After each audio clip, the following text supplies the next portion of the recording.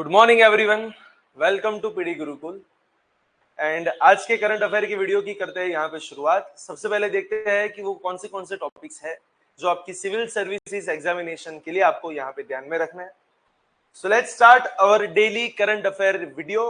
और आज के जो टॉपिक्स है वो कुछ इस तरीके से है। पहला टॉपिक जो हमें यहाँ पे देखना है that is about centres new regulations for Ladakh. The second topic that is about Aravalli green wall initiative जो रिसेंटली इंडिया में शुरू हुआ है, अरावली ग्रीन वॉल इनिशिएटिव। वैसे देखा जाए तो ये इनिशिएटिव बहुत पहले से था, लेकिन इसकी जो इम्प्लीमेंटेशन है वो भी रिसेंटली वहां पे शुरुआत करने की हुई बात। Then after there is a topic regarding national polio surveillance network and the last topic is about India to develop its first ever polar research vessel. So one by one करते हैं शुरुआत। So the first topic, let's start the first topic, and that is about center's new regulation for Ladakh. Ladakh के लिए centre ने कुछ नए regulations की वहां पे की है शुरुआत, और बहुत सी ऐसी डिमांड थी लद्दाख के अंदर जिसको रिजॉल्व करने की वहां पे थी जरूरत, और इसीलिए गवर्नमेंट ने कुछ नए वहां पे स्टेप्स लिए हैं, नए कुछ रेगुलेशंस वहां पे गवर्नमेंट लेके आई है। सो लेट्स सी कौन से रेगुलेशंस है जो आपको यहाँ पे ध्यान में रखने हैं। शुरुआत करने से पहले एक बार आपको मैं बता दूं कि पीडी गुरुकुल अहमदाबाद की नई बैचेस की हो गई है शुरुआत for UPSC as well as GPSC class 1-2, जिसके रिगार्डिंग हम आगे चलते वहां पे बात करेंगे। और दूसरे एक important announcement that is about कि यहाँ पे डिस्क्रिप्शन बॉक्स के अंदर आपको हमारी टेलीग्राम ग्रुप की टेलीग्राम चैनल जो है वो आपको वहां पे मिल जाएगी। वहां पे जाके आप इस वीडियो की जो पीडीएफ वगैरह है वो आप वहां पे जाके ले सकते हैं, राइट। तो ये जो पीडीएफ है वो आपको इंग्लिश और गुजराती दोनों लैंग्वेज में अवेलेबल मिल जाएगी। So for those candidates who are preparing in Gujarati medium, तो उनके लिए भी ये वाली पीडीएफ आपको इस टेलीग्राम ग्रुप से वहां पे मिल जाएगी, right. So you can join our Telegram group which is mention in the description box. And अभी तक अगर आपने सब्सक्राइब नहीं किया है then do subscribe, follow our channel, जहां पे आपको डेली करंट अफेयर के वीडियोस रेगुलर वे में वहां पे मिलते रहेंगे। बिकॉज वी ऑल नो कि गवर्नमेंट एग्जाम्स के अंदर जो सबसे ज्यादा टेंशन वाली चीज होती है that is all about daily current affairs, and that's why we have started a new series regarding this all current affairs. So चलिए वन बाय वन करते हैं शुरुआत from the first topic, and that is all about centres new regulation for Ladakh. Ladakh के लिए कुछ नए regulations यहाँ पे सेंटर लेके आई है। The central government has notified 5 new regulations, ध्यान रखना 5 नए रेगुलेशंस को यहाँ पे नोटिफाई किया गया है। और इन सबका एम क्या है, what is the purpose, that is to address long standing demands regarding domicile rights, local employment, cultural identity and administrative reforms. बहुत टाइम से लद्दाख के अंदर कुछ डिमांड्स थी वहां पे। पहली डिमांड थी that was regarding domicile rights, कि भैया जो लोग लद्दाख के लोकल है, जो वहां पे रहते हैं, उनके राइट्स के रिगार्डिंग कुछ वहां पे बातें थी। दूसरा यहाँ पे क्वेश्चन था रिगार्डिंग लोकल एम्प्लॉयमेंट, कि जितने भी लोकल लोग लद्दाख में है तो उन सबको वहां पे एम्प्लॉयमेंट मिलना चाहिए। तीसरा पॉइंट जो यहाँ पे था that was about cultural identity, and the last point that was about administrative reforms. तो कुछ इतनी यहाँ पे कुछ बातें लद्दाख के रिगार्डिंग। तो चलिए वन बाय वन वहां पे करते हैं शुरुआत। From the first 5 total regulations यहां पे है। चलिए वन बाय वन उसकी करते हैं यहां पे शुरुआत। देखिए the first point, the union government under article 240 of the constitution which empowers the president to frame regulations for union territories without legislatures has introduced a set of executive rules tailored to Ladakh's unique socio-cultural context। फिर से एक बार, article number 240 जो basically हमारे country के president को एक power देता है कि आप किसी यूनियन टेरिटरीज के लिए वहां पे रूल्स एंड रेगुलेशंस बना सकते हैं without any kind of legislation process. And इसी आर्टिकल और इसी राइट के तहत कुछ रूल्स को वहां पे कर दिया है डिक्लेयर। ठीक है, सबसे पहले यहाँ पे कुछ रेगुलेशन लिए क्या है जिसका नाम है the first, and that is about Ladakh civil services decentralisation and recruitment amendment regulation 2025। पहला रेगुलेशन यहाँ पे कुछ है सिविल सर्विसेज डिसेंट्रलाइजेशन के रिगार्डिंग और उनके रिक्रूटमेंट के रिगार्डिंग। तो क्या बात की गई है, that they have introduced domicile based job reservation in government employment. और वहां पे डोमिसाइल का एग्जैक्ट मतलब क्या होता है, तो डोमिसाइल के अंदर एक तो ऐसे लोग आते हैं जो 15 साल से ज्यादा वहां पे रहते हैं, they are the resident of approximately 15 years. दूसरे यहां पे कौन है, उसके बाद the students with 7 years of schooling and local exam, जो 7 साल से ज्यादा वहां पे स्कूल्स एंड लोकल एग्जाम्स वहां पे दे रहे हैं, वहां पे उनका स्कूलिंग जो है वो 7 साल से ज्यादा वहां पे वो उनकी जो स्कूल्स वगैरह वहां पे है। And the children of long term central government employees, जो लॉन्ग टर्म से जो सेंट्रल गवर्नमेंट के एम्प्लॉइज वहां पे काम करते हैं उनके children, the children of long term central government employees, इन सबको यहां पे बेसिकली ऐड किया गया है, that is in the domicile. और एक चीज वहां पे क्लियर की गई है कि गवर्नमेंट जॉब के अंदर on the basis of this domicile status वहां पे रिजर्वेशन दी जाएगी। सो that is the first regulation कि भैया डोमिसाइल के बेसिस पे जॉब के अंदर, गवर्नमेंट जॉब के अंदर वहां पे आपको मिलेगी रिजर्वेशन।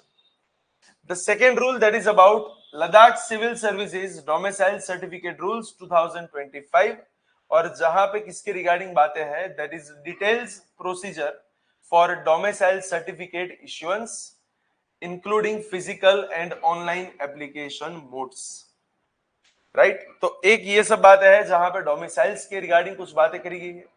दूसरा यहां पे लेके आया है union territory of Ladakh reservation regulation 2025, and they have increased caste based reservation in public employment and professional institutions, और उसको इंक्रीज करके कितने परसेंट पे लेके गए हैं, दैट इज 85%।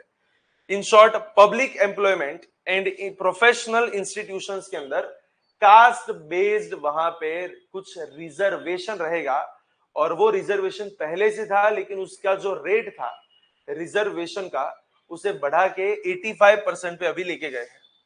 नो डाउट वहां पे 10% EWS that is economically weaker section को एक्सक्लूड भी कर दिया है। तीसरा लेके आया है लद्दाख ऑफिशियल लैंग्वेजेस रेगुलेशन 2025। देखिए नाम पे ही है ऑफिशियल लैंग्वेजेस, तो यहाँ पे किसके रिगार्डिंग बात है कि लद्दाख के अंदर कुछ लैंग्वेज को ऑफिशियली रिकॉग्नाइज किया गया है। They have recognised English, Hindi, Urdu, Bhoti and Purgi as official languages of Ladakh, और बाकी की कुछ लैंग्वेज है उनको भी वहां पे प्रमोट करने की कुछ बातें हैं। और उसके बाद वहां पे लेके आया है 5th नंबर पे लद्दाख ऑटोनोमस हिल डेवलपमेंट काउंसिल रेगुलेशन 2025। ये वाला जो जोन है that is Ladakh autonomous hill development council, तो वहां पे भी उनके लिए टोटल 1/3 सीट्स को वहां पे वुमेन के लिए उसके अंदर वहां पे रिजर्व करने की बात है, that reserves 1/3 of LAHDC seats for women using a rotational system। Rotational का मतलब 1 by 1, जहां पे सबको रिटायरमेंट वहां पे आएगा। और इन सारे के सारे रूल्स का अगर हम सिग्निफिकेंस वहां पे देखें तो पहला उसका सिग्निफिकेंस क्या है, that this is the first indigenous legal architecture. ऐसी पहली बार वहां पे कुछ बाइफरकेशन करते हुए रूल्स की यहां पे हुई है शुरुआत फॉर लद्दाख। दूसरा यहाँ पे देखा जाए तो लोकल लोगों के जो हित है, उनका जो इंटरेस्ट है उसको यहाँ पे प्रोटेक्ट करने के ऊपर ज्यादा फोकस है, क्योंकि हम देख सकते हैं कि जॉब्स के अंदर डोमिसाइल से रिगार्डिंग डोमिसाइल स्टेटस के बेसिस पे वहां पे रिजर्वेशंस देने की बात है। तो जो लोग वहां के लोकल है, जो वहां पे रहते हैं, उनको डेफिनेटली यहाँ पे ज्यादा बेनिफिट हो सकता है। तीसरा यहाँ पे हमने देखा कि रिसेंटली 1/3 सीट जो है वो वुमेन के लिए वहां पे थोड़ी सी रिजर्व की गई। सो वी कैन से कि भैया यहाँ पे वुमेन एम्पावरमेंट के ऊपर भी थोड़ा बहुत फोकस है, एंड जो लैंग्वेजेस और उन सबको इंक्लूड करके यहाँ पे कल्चरल इंक्लूजन की भी कुछ बातें हैं। उनका मेन पॉइंट यही था कि बहुत से ऐसे ट्राइबल लोग होते हैं, ऐसे ट्राइबल पीपल वहां पे होते हैं जिसको आइडेंटिफाई नहीं किया जा रहा है, तो अगर आप उनकी लैंग्वेजेस को वहां पे प्रमोट करोगे तो डेफिनेटली उनको वहां पे आइडेंटिफिकेशन मिल सकता है।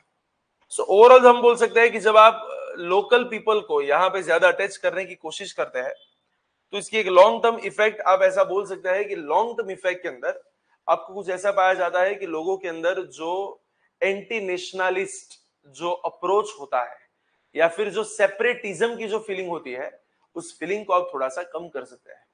सो डेफिनेटली वो इंडिया की यूनिटी और इंटेग्रिटी दोनों के प्रमोशन के लिए ये सब रूल्स वगैरह जो है वो वहां पे इंपॉर्टेंट है, and that is all about this rules.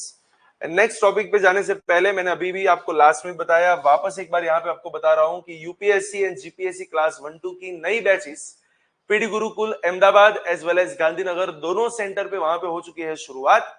तो अभी तक अगर आपने एनरोल नहीं करवाया है तो इस नंबर के ऊपर आज ही आप कांटेक्ट करें, एंड नीचे डिस्क्रिप्शन बॉक्स के अंदर आपको वहां पे एक फॉर्म दिया गया है। आप अगर उस फॉर्म को फिलअप करते हैं तो हमारे कोऑर्डिनेट सामने से ही आपको वहां पे कांटेक्ट करेंगे।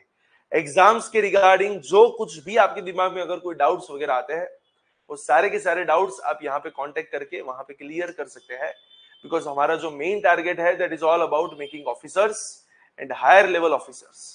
So we are focusing specifically on UPSC as well as GPSC class 1-2 examinations.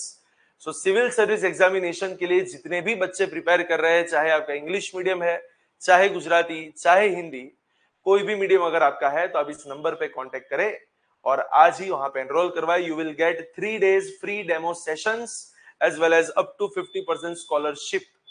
तो वहां पे आपके पास इतना बढ़िया सा मौका है स्कॉलरशिप पाने का, तो इसी नंबर पे आज ही आप कांटेक्ट करें and get the details about the admissions, right? चलिए the next topic वहां पे और आगे बढ़ते हैं नेक्स्ट टॉपिक के अंदर, और हमारा आज का अगला टॉपिक है that is about Aravalli green wall initiative. In English it is Aravalli, Hindi के अंदर उसको अरवली ही बोला जाता है। तो अरवली के अंदर वहां पे ग्रीन वॉल इनिशिएटिव बनाने की कुछ बात है। देखिए ग्रीन वॉल का मतलब क्या है। सो बेसिकली अरवली जो रेंज जो है वो जहां से लेके जहां तक फैली हुई है, that is we know that is वो गुजरात से लेके दिल्ली तक वहां पे स्प्रेडेड है। तो गुजरात से दिल्ली तक हमें एक पूरा वहां पे ग्रीन पट्टी वहां पे बनानी है। इन ग्रीन पट्टी बनाने का मतलब क्या है, हमें वहां पे फॉरेस्टेशन वहां पे आगे बढ़ाना है, राइट। सो फॉरेस्ट को बढ़ाने के लिए, पूरा ग्रीन कवर बनाने के लिए यहाँ पे एक नया इनिशिएटिव शुरू हुआ है that is called as Aravalli green wall initiative. Green wall का मतलब क्या है कि ट्रीज की पूरी एक वॉल जैसा बनाना है, मतलब कि एक पूरी चेन बनानी है, एक पूरी सीरीज बनानी है, और वहां पे हमें फॉरेस्टेशन को और आगे बढ़ाते ले जाना है। तो रिसेंटली देखा जाए the prime minister of India is about to launch Aravalli green wall initiative on world environment day 2025 to rejuvenate the ancient Aravalli range.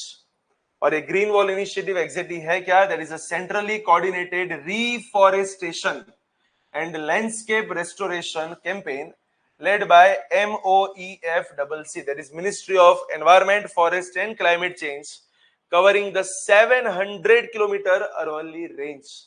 700 kilometre की लेंथ वाली जो हमारी अरवली रेंज है वहां पे हमें एक पूरी ग्रीन वॉल बनानी है।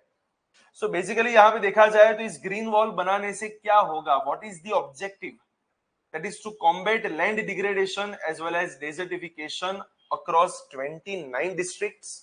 29 districts के अंदर जो लैंड डिग्रेडेशन का इश्यू है, जो डेजर्टिफिकेशन का इश्यू है, तो उसको वहां पे कंप्लीटली खत्म करना है। to restore ecological balance by increasing green cover and protecting biodiversity, strengthen carbon sequestration under India's climate commitments। what is the meaning of carbon sequestration? इसका मतलब क्या है कि एयर के अंदर जो एक्सेस कार्बन है, that is about carbon dioxide, तो उस कार्बन को हमें वापस जमीन के अंदर स्टोर करना है। जब आप कार्बन को कहीं पे स्टोर करते हैं then it is called as carbon sequestration. Carbon को स्टोर करना, और उसका सबसे बढ़िया तरीका होता है ट्रीज, राइट। तो जैसे जैसे आपका ग्रीन कवर बढ़ता जाएगा, आपके ट्रीज बढ़ते जाएंगे, कार्बन जो है वो वहां पे स्टोर होता जाएगा। सो हमारे जो ग्लोबल कमिटमेंट्स है उसको भी अचीव करने के लिए it is helpful. And revive surface water bodies and promote community participation. यहाँ पे कम्युनिटी पार्टिसिपेशन के ऊपर भी ज्यादा वहां पे फोकस रहेगा अरवली ग्रीन वॉल इनिशिएटिव। और देखा जाए तो 29 districts across Haryana, Rajasthan, Gujarat and Delhi has been identified for the plantation, 1000 nurseries to be developed with the native species using funds from Kempa, Manrega and different kind of state schemes। Focus किसके ऊपर रहेगा, that is on agroforestry, pasture development and rejuvenation of lakes and ponds. और साथ ही हमारा already एक initiative शुरू हो चुका है, एक पेड़ माँ के नाम, उस इनिशिएटिव को भी इसके साथ वहां पे अटैच करने की बात है, राइट। प्लस बट ऑब्वियसली अगर आप ऐसी पूरी ग्रीन वॉल बनाओगे तो वहां पे इको टूरिज्म जो है उसको भी डेफिनेटली प्रमोट किया जाएगा, और हमारा टारगेट कुछ ऐसा रहेगा कि इसका जो फेज 1 है उसको 2027 तक वहां पे कंप्लीट करें, और COP 16 ऑफ UNCCD, तो वहां पे पूरा का पूरा हमारा जो एक्शन प्लान है उसको वहां पे शोकेस करें, उसको रिलीज करें। और अरवली रेंज की अगर हम बात करें तो जैसे मैंने पहले भी बात की, गुजरात से शुरुआत करके दिल्ली तक स्प्रेडेड है ये पूरी रेंज, जो approximately 670 kilometres, so we can say 700 kilometres के आसपास की पूरी एक रेंज है। और जियोग्राफिकल और इकोलॉजिकल सिग्निफिकेंस क्या है, तो ये इंडिया की one of the oldest fold mountain range है। एज वी ऑल नो कि इसकी शुरुआत, इसका फॉर्मेशन प्रोटेरोजोइक एरा के अंदर हुआ था, जो अप्रोक्सीमेटली आज से 70-80 करोड़ ईयर्स अगो की बात है। तो 70-80 करोड़ साल पहले एक फोल्ड माउंटेन रेंज का हुआ था formation, and that is called Aravalli. And that's why we can say कि वहां पे उसका कल्चरल इंपॉर्टेंस तो है ही, लेकिन साथ में हिस्टोरिकल एंड जियोग्राफिकल इंपॉर्टेंस भी आपको मिल जाएगा अरवली के रिगार्डिंग, राइट। प्लस देखा जाए तो it acts as a natural barrier against the spread of Thar desert into NCR। अगर अरवली ना हो तो बीच में, तो डेफिनेटली थार डेजर्ट जो है वो आपको NCR दैट इज दिल्ली तक आपको पहुंचा हुआ मिलता, लेकिन वो उसके रिगार्डिंग बोल सकते हैं कि थार डेजर्ट को आगे बढ़ने के लिए बीच में अरवली एक बैरियर का काम करती है। हाईएस्ट पीक कौन सी है, that is Guru Shikhar which is in mount Abu. और वहां पे अगर हम रिवर्स की बात करें तो कौन सी है, तो है Banas, Sahibi and most important Luni river, composed of ancient rocks and rich in the minerals like copper, zinc and marble। Plus देखा जाए तो ये ओवरऑल सबको दो पार्ट में वहां पे डिवाइड होता है, दे डिवाइडेड इनटू 2 पार्ट्स। एक है सांबर सिरोही रेंज और दूसरी है Sambhar Khetri range. So that is all about Aravalli. So वहां पे ये इनिशिएटिव हुआ है शुरू, green wall initiative. Plus the next topic and that is about national polio surveillance network. एक नए टॉपिक की वहां पे करते हैं शुरुआत, नेशनल पोलियो सर्वेलेंस नेटवर्क। अब देखिए क्या है ये पोलियो से रिगार्डिंग कुछ बातें।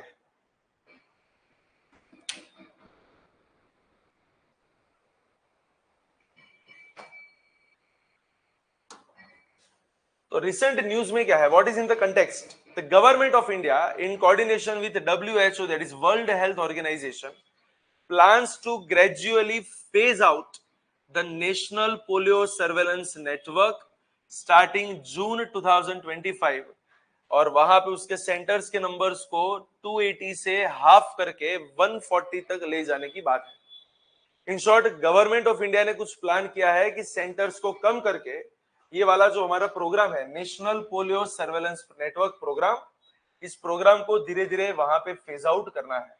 देखिए पहले तो ये नेशनल पोलियो सर्वेलेंस नेटवर्क ये था क्या, that is called as NPSN। तो क्या है ये NPSN, देखिए नाम पे से ही पता चल रहा है, पोलियो को सर्वेलेंस, सर्वेलेंस का मतलब है किसी के ऊपर निगरानी रखना, उसके ऊपर ध्यान रखना। तो पोलियो के ऊपर निगरानी रखने के लिए जो एक प्रोग्राम वहां पे शुरू हुआ था, that is called as NPSN, the national polio surveillance network is India's key disease surveillance mechanism for detecting and controlling polio and other vaccine preventable disease। Polio और उसके साथ जैसे डिसीज जिसको वैक्सीन से प्रिवेंट किया जा सके, इन सबको डिटेक्ट करना और कंट्रोल करना, that was the main target of this programme NPSN, जिसकी शुरुआत हुई थी 1997 से।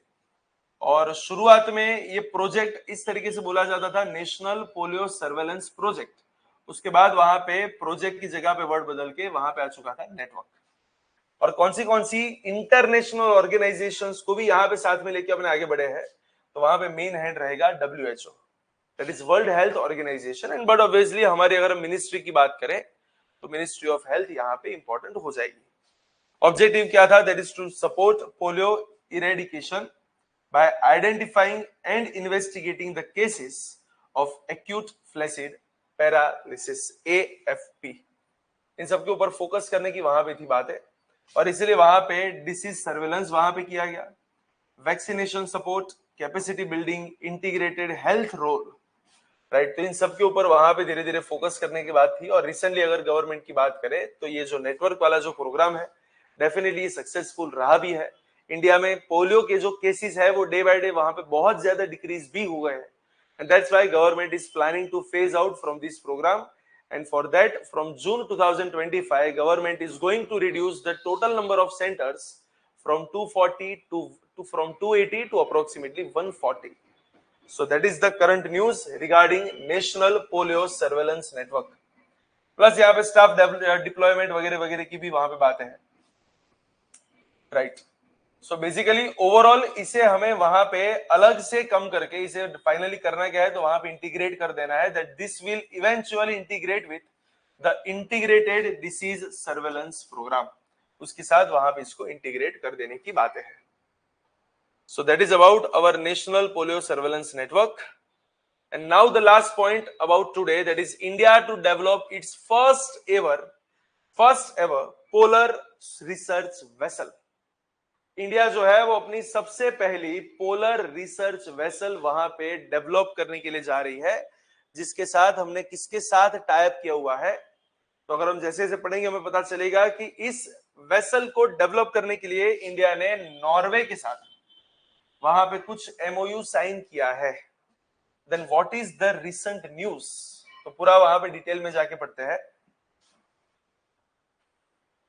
India has signed an MoU with Norway's Kongsberg to develop its first indigenous polar research vessel, marking a major leap in ship building and polar scientific exploration. एक नई vessel हम बनाने के लिए जा रहे हैं with the help of Norway's Kongsberg। और वहां पे हमारा मेजर ऑब्जेक्टिव क्या है कि देखो शिप बिल्डिंग के अंदर हमें इंडिया को एक अलग लेवल पे लेके जाना है, और साथ ही साथ पोलर साइंटिफिक एक्सप्लोरेशन के अंदर भी हमें इंडिया को वहां पे आगे बढ़ाना है। एग्जैक्टली ये वेसल वहां पे है क्या, a polar research vessel is a specially design ship which is capable of navigating polar waters and equipped for deep sea research। Deep sea research का मतलब बहुत ही गहराई में जाके वहां पे रिसर्च करने के लिए ये वेसल जो है उसको वहां पे डिजाइन किया जाता है। It is also important for marine biodiversity studies as well as climate monitoring. जो मराइन बायोडाइवर्सिटी है उसको स्टडी करने के लिए, इन डेप्थ में वहां पे जाके उसको स्टडी करने के लिए, as well as climatic changes जो है उसको मॉनिटर करने के लिए भी इस वेसल का वहां पे उपयोग किया जा सकता है। And that's why we are going to develop this kind of vessel। और उसके लिए हमने वहां पे नॉर्वे के साथ कुछ एमओयू वहां पे किया है sign. So there is a partnership between Garden Rich Shipbuilders and Engineers Limited, which are in Kolkata। और उन्होंने पार्टनरशिप की है किसके साथ, तो बोले कोंग्सबर्ग, नॉर्वे के साथ। And it is also supported by India's Ministry of Ports, Shipping and Waterways, as well as National Center for Polar and Ocean Research, that is NCPOR। So majorly इसके objective, जैसे इसका नाम है वैसे इसके objectives है कि भैया आर्कटिक एंड एंटार्कटिक रीजन, जो दोनों हमारे पोलर वाले जोन है, आर्कटिक मतलब नॉर्थ, एंटार्कटिक मतलब साउथ पोल, तो दोनों हमारे जो पोलर वाले जो जोन है उसको ज्यादा वहां पे स्ट्रेंथन करने की बात है। वहां पे रिसर्च के अंदर इंडिया की कैपेबिलिटीज को बढ़ाने की बात है, साथ में डीप सी एक्सप्लोरेशन करना, ओशन फ्लोर मैपिंग करना एंड क्लाइमेटिक डेटा का कलेक्शन करना, that is also one of the objectives. Plus to promote innovation in marine science under the make in India and blue economy initiative.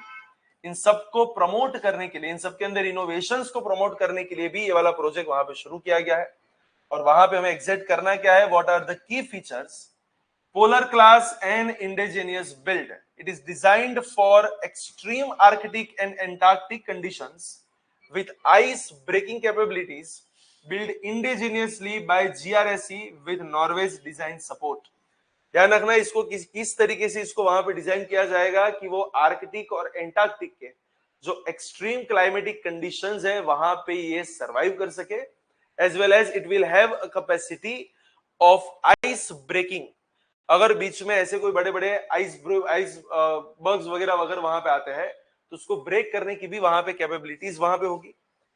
Advanced scientific infrastructure क्योंकि वो equipped होगा सी bed samplers के साथ, seismic profilers के साथ, and multi beam sonar as well as labs for marine biology, geology and climatic research. तो ये सारे के सारे टूल्स को वहां पे इक्विप भी किया जाएगा। और साथ में देखा जाए तो की फीचर्स में और क्या है, that is deep sea and long duration missions, उसको वहां पे कंप्लीट करने का भी हमारा एक टारगेट है। It will be capable of exploring depths up to 6 kilometres and sustaining extended polar expeditions with self-support system, green and sustainable technology to support the environmental changes, and strategic national utility. What does it mean? That it enables multidisciplinary polar and ocean research under NCPOR, जो हमने पहले भी वहां पे देखा, boosting India's global scientific and maritime standing. So these are the different key features of this project. तो लेकिन आपको एग्जाम के पॉइंट ऑफ व्यू से बस इतना अभी के लिए ध्यान में रखना है कि इंडिया ने एक स्पेशल क्या चीज वहां पे डेवलप करने की बात की है, that is polar research vessel, जो हमारी फर्स्ट इंडिजिनियस वेसल होगी। और इस चीज को डेवलप करने के लिए हमने कौन से कंट्री के साथ वहां पे टाइप किया हुआ है, that is with Norway. And that's it, that is enough for the day. तो इसी के साथ आज के जो 4 टॉपिक्स थे उसको यहीं पे करते हैं एंड, और कुछ और नए टॉपिक्स के साथ, कुछ और नए फैक्चुअल डेटा के साथ कल वापस एक बार करेंगे शुरुआत। और जाते जाते मैं वापस आपको एक बार बता दूं कि PD Gurukul Gandhinagar as well as Ahmedabad दोनों ब्रांचेस के ऊपर UPSC as well as GPSC class 1-2 की नई बैचेस की हो चुकी है शुरुआत। सो अभी तक अगर आपने एनरोल नहीं करवाया है, then call on this number and you will get 3 days free demo sessions as well as up to 50% of scholarship. You can also fill up the form which is given in the description box so that our staff member will contact you soon, right? So chale, thank you so much. आज का lecture यहीं पे करते हैं and with new current affairs, with new topics, we will restart by tomorrow. तो आज का lecture यहीं तक का है। Thank you so much.